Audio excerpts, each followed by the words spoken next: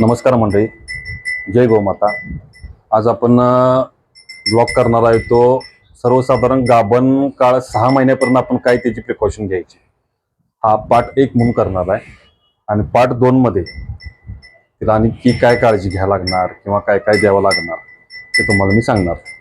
तर सर्वप्रथम गाभण काळ चालू झाल्यापासून सर्वसाधारण तुम्हाला सांगतो, आपण ज्यावेळा गाय हिटवर येते, हिटवर आल्यानंतर जेव्हा वळू भरवतोय, वळू भरवल्यानंतर जेव्हा घरी आणतोय तिथं वळूच्या ठिकाणी देखील पाणी मारतोय आपण, म्हणजे मारतात काय काही जण. तर मी माझ्या तिरूचा काय केलेलं ह्या वेळेला, म्हणजे ज्यावेळा रायबा पोटात, म्हणजे रायबाच्या वेळा आपण जेव्हा त्रिपणकरांचा पाडा लावला त्यावेळा मला एक नवीन असा प्रकार त्यांच्याकडनं काय मिळाला की म्हणजे अनुभवात मी शिकत जाणे. स्पष्ट सांगतो, अनुभवात शिकत जाणे. तर पहिलं काम काय त्यांनी केलं की तिच्या कानात पाणी ओतलं, गार, जसं कान धरल्यानं कानात गार पाणी ओतलं. मग म्हटलं हे असं का? तर तिने सांगितलं नाही, म्हणले असं केल्यामुळं म्हणजे गाभण काळ व्यवस्थित राहतोय आणि गाभ धरत्या, प्रेग्नन्सी कन्फर्म राहत्या म्हणते. ठीक आहे म्हणतो, असू दे. मग मी आणल्यानंतर काय केलं की घरी आणल्यानंतर पहिलं काम माझं काय असते, मी काय करतोय की पहिले गार पाण्याने तिला अंघोळ घालतोय. की सर्वसाधारण तुम्हाला सांगतो मॅक्झिमम 21 दिवस तर कंपल्सरी करायचं. आणि 21 दिवसात घेण्याची काळजी काय सांगतो तुम्हाला, महत्वाचं म्हणजे की तिला जे उष्ण पदार्थ आहेत, उष्ण पदार्थ म्हणजे काय, आता उदाहरण तुम्हाला द्यायचं म्हटलं तर बघा, हे असं उसाचं दांड काढलेलं आहे. मी ज्या रानात गेलोय त्या रानाचा देखील मी आता तुम्हाला या पुढे ब्लॉक मध्ये दाखवणार आहे की काय काय करून आम्ही काय काय केलंय ते. तर असली वैरण तिला घालायची नाही. आता तुम्ही म्हणता तुम्ही काय घालताय, मी आता घालतोय का, तर माझ्या दोन्ही गाभण नाही आहेत. आणि कसा झाला विषय तुम्हाला सांगतो की आपल्याला आता पर्याय नाही, म्हणजे सध्या मी हे काय म्हणजे हे करू शकत नाही. एक तर शेतातलं मक्क संपल्यात आणि वैरण तुम्ही घालणार काय कडब्यानं, तर आमच्या ह्या गाई आमच्या म्हणजे या आमच्या शेण्यात राहील, त्या कडब्याला म्हणजे जास्त भाळत नाही. पर्याय झालेला नाही. म्हणजे मी काय केलं शेवटी, ते धाडस काय करणार मग सांगतो तुम्हाला. मी तुम्हाला ते ब्लॉग मध्ये पुढे दाखवतोय. शेतीत ज्या शेतात आपण गेलोय त्याच्यात मक्का आणखी ऊस आहे. म्हणजे आता मार्केटला वैरण फार कमी आहे, ज्याची त्याची वैरण संपल्या आणि ह्या उन्हात परत वाळली वैरण घालायची. म्हणजे ह्यांना कसं आहे, माझी म्हणजे ही माझी सिस्टीम कसं सांगतो तुम्हाला, वाळली खात्यात कधी खात्यात माहिती आहे काय, जेव्हा खरोखर पाऊस चालू होईल, वातावरण पुढचं गार झालं की मग यांना ते मग कडबा चालतोय, कुट्टी चालते, असा विषय हा झाला तेव्हा वैरणीचा भाग. तर तुम्ही जे उष्ण पदार्थ आहेत ते त्यांना घालणं टाळा. दुसरी गोष्ट तुम्हाला सांगतो, आपल्याला एक सवय असते, हाय खिल्लार गाय पलीकडे निवद आलाय, घाल तिला. आता काय म्हणतात मध्ये मला अशी कमेंट्स मध्ये होती की एक चपातीने एवढ्या भातानं काय होणार आहे. आपली टायमिंग जर बॅड असेल तर ते देखील ती सगळं उलट करून टाकणार आहे. मग विषयाची परीक्षा का घ्या, मी हे समजतो. म्हणजे मित्र माझ्या गाईला निवद देत नाही. माझ्या गाईला मी काय करतोय शेवटी तुम्हाला सांगतो, एक गरम गरम चपाती करायची, एवढी अशी आपला फुलका असते तशी करायची, त्याला थोडंसं मॅक्झिमम तेल लावायचं थोडंसं, आणि गरम गरम तेवढीच तिला खायला द्यायची. तर भात खरकाट हे कंपल्सरी बंद करा गाईला द्यायचं. पलीकडनं आले आता काय होते, घालूया चालणार नाही.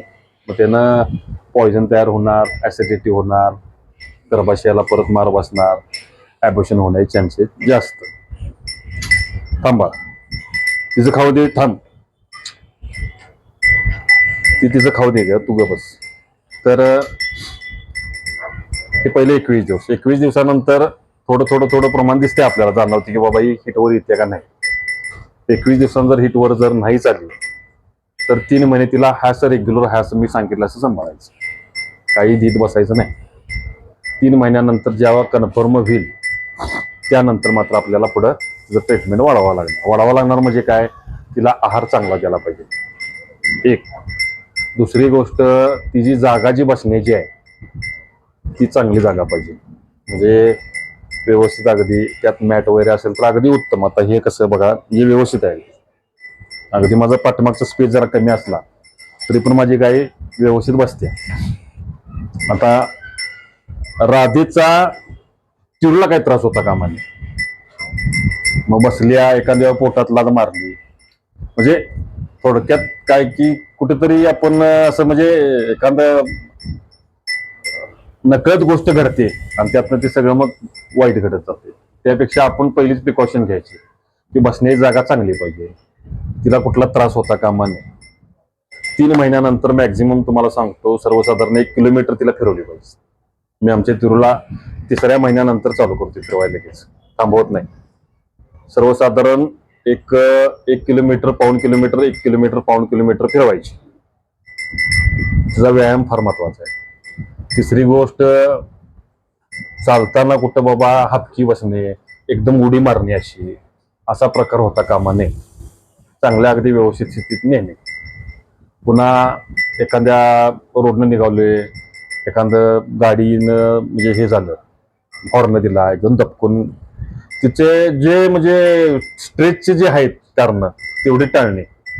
तिला जितकी तिचा स्ट्रेस कमी करशील तेवढं ती कन्फर्म राहणार की बाबा गामन काळ तिचा चांगला राहणार. सर्वसाधारण तुम्हाला सांगतो 4-5 महिन्यानंतर तुम्ही तिला मिनरल मिक्सर चालू करायला पाहिजे. आता तुम्ही म्हणजे तुम्ही काय चालू केले आणि मी तुम्हाला दाखवले की तुम्ही म्हणणार तुम्ही काय त्या औषधाची ऍडव्हर्टाईज करताय का.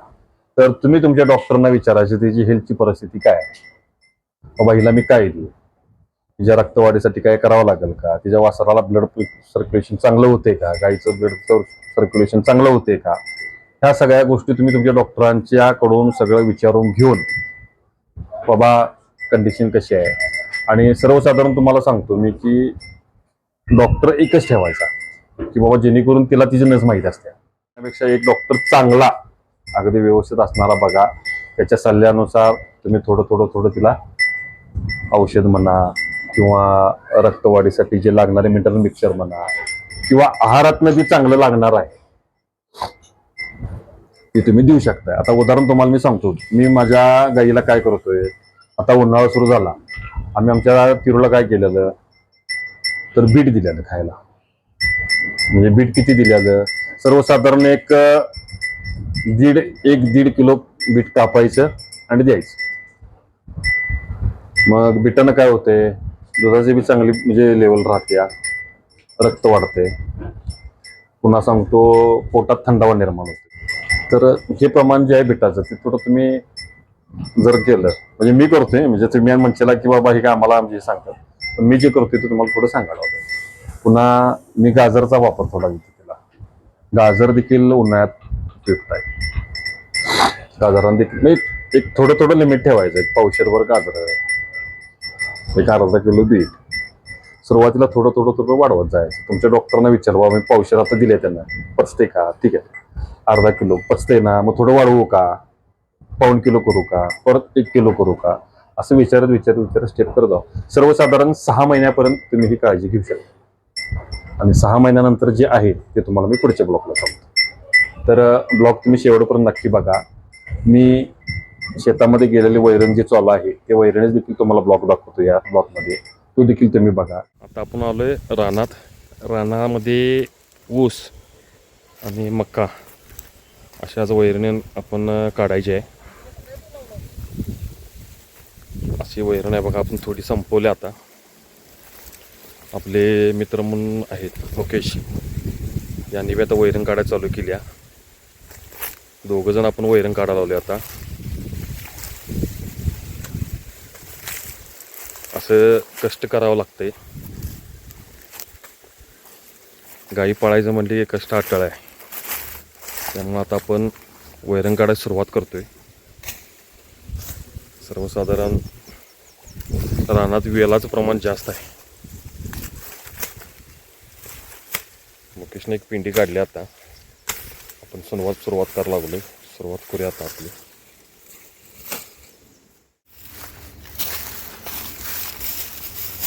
आपण तिथनं इकडे सुरुवात करूया.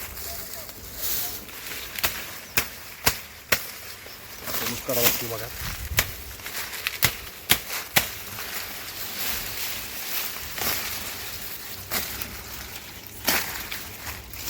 वेलाचं प्रमाण जास्त असल्यामुळं वैरण काढा दमावं लागले.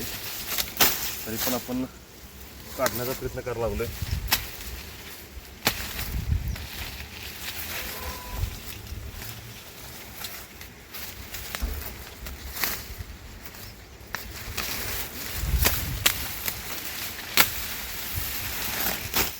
आता हा झाला गाभण काळात काय करायचा विषय 1 ते 6 महिन्यापर्यंत. तर मी तुम्हाला म्हणजे असं सुचवतोय की तुम्हाला मी माहिती देतोय, ठीक आहे.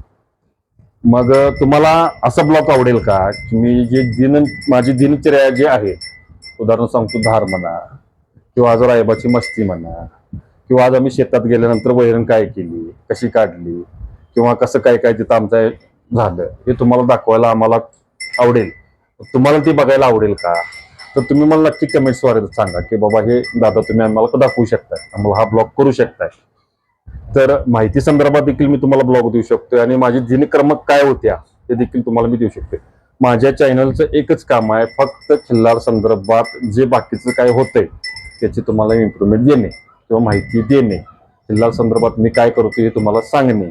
त्याच्या पलीकडे मी तुम्हाला म्हणजे काय दाखवू शकत. आधी मध्ये तुम्हाला ब्लॉग दिला तर चालेल का, की बाबा मी कुठेतरी गेलो बाहेर, रायबाला फिरवायला लागलोय, राया बाबा आमचा नाचायला लागलाय किंवा काहीतरी मस्ती केली. आता परवा त्यानं मला असं केलं की गोट्यापासून जवळजवळ एक 50 ते 100 फूट मला तिने उचलून फेकच, म्हणजे पळवतच नेलेलं. असं तिथून मधनं तोंड काढलं बाहेर, असं उचललं आणि डायरेक्ट ते पळवायचं लागला मला.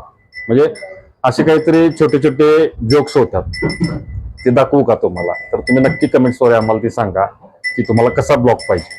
तर ठीक आहे, नेहमीप्रमाणे नमस्कार, जय गोमाता.